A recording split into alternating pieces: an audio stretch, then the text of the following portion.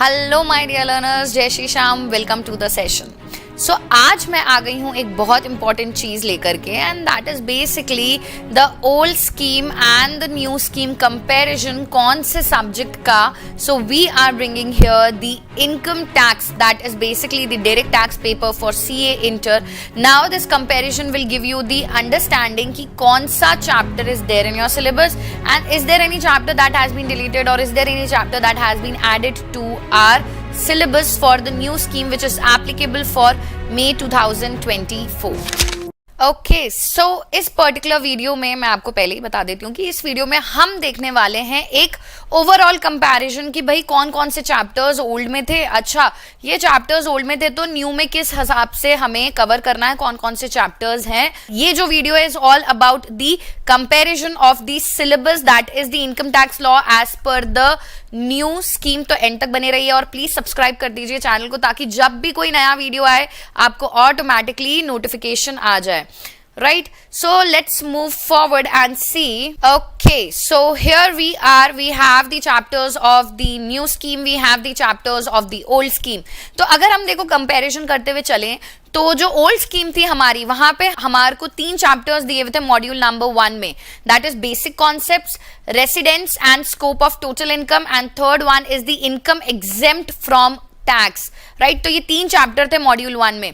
जबकि अगर हम कंपेयर करें हमारी न्यू स्कीम को, वहां पे मॉड्यूल 1 में 2 सेक्शंस दिए हुए हैं। तो जो पहला सेक्शन है वहां पे आपके बेसिक कॉन्सेप्ट्स हैं और दूसरा that is residence and scope of total income है। अब मैं ये क्या देख रही हूं, that is income exempt from tax, हमारे न्यू स्कीम में क्या हो चुका है, डिलीट हो चुका है। तो इस चीज का हमें बिल्कुल ध्यान देना है। नाउ सी, इसमें भी एक पॉइंट है, income exempt from tax chapter deleted है, बट इस चैप्टर से एक पोर्शन था SEZ सेक्शन 10AA, वो सबसे इंपॉर्टेंट एरिया था इस पर्टिकुलर चैप्टर का। तो चैप्टर तो हटा दिया आपके कोर्स से, बट वो जो सेक्शन है SEZ का 10AA वाला, वो आपके deductions chapter, that is deductions from gross total income में मर्ज कर दिया है। सो ओवरऑल बाकी एग्जेम्पशंस आपको अब नहीं पढ़ने हैं। So this is one important change कि ओल्ड स्कीम में मॉड्यूल 1 में 3 चैप्टर्स थे, न्यू स्कीम में मॉड्यूल 1 में 2 सेक्शंस है। पहले सेक्शंस में 2 ही चैप्टर्स रह गए, that is basic concepts and residence and scope of total income. Now let's see the further portion, and that is, अगर हम बात करें ओल्ड स्कीम की तो वहां पे मॉड्यूल 2 में हमारे लिए 5 हेड्स ऑफ इनकम थे, that is salary, income from house property, profit and gains from business and profession, capital gain and income from other sources. अगर मैं बात करूं न्यू स्कीम के चैप्टर्स की, तो न्यू स्कीम में भी ये 5 चैप्टर्स ही हैं, that is salary, income from house property, profit and gains from business and profession, capital gains and income from other sources.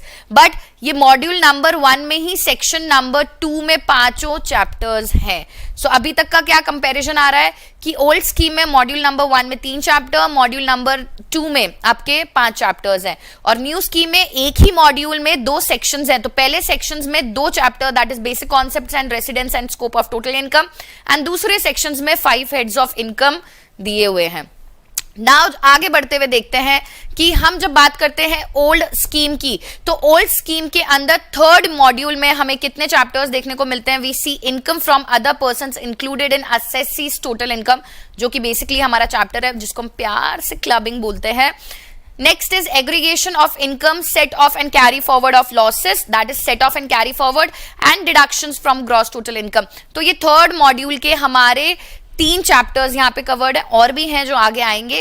And new scheme में अगर देखते हुए चले साइमल्टेनियसली, तो न्यू स्कीम में हमारा ये मॉड्यूल नंबर 2 हो जाता है, जहां पे हमें income from other persons included in assessee's total income दिया हुआ है, aggregation of income, set of and carry forward of losses दिया हुआ है, and third is deductions from gross total income. तो ये तीनों चैप्टर्स मॉड्यूल 2 के सेक्शन नंबर 3 के अंदर आ जाते हैं। जैसे 2 सेक्शंस तो मॉड्यूल नंबर 1 में कवर हो गए, अब सेकेंड मॉड्यूल में 3rd सेक्शन के अंदर ये 3 चैप्टर्स हैं।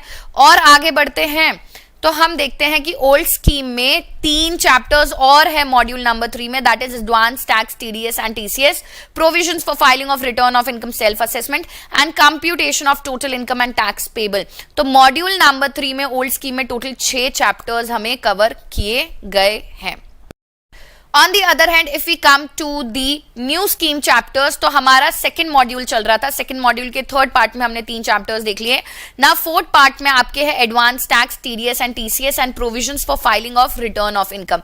यहां पे आपका मॉड्यूल नंबर 2 खत्म हो जाता है. फिर सेपरेटली एक मॉड्यूल नंबर 3 है जिसमें सिर्फ एक ही चैप्टर है, that is income tax liability, computation and optimisation. तो अभी तक ओल्ड और न्यू में सिर्फ सबसे बड़ा चेंज ये है कि आपका एग्जेम्पशन चैप्टर न्यू स्कीम में डिलीट कर दिया गया है और उसका जो सबसे इंपॉर्टेंट पार्ट था वो आपका क्या कर दिया गया है, न्यू स्कीम में डिडक्शन चैप्टर में मर्ज कर दिया गया है.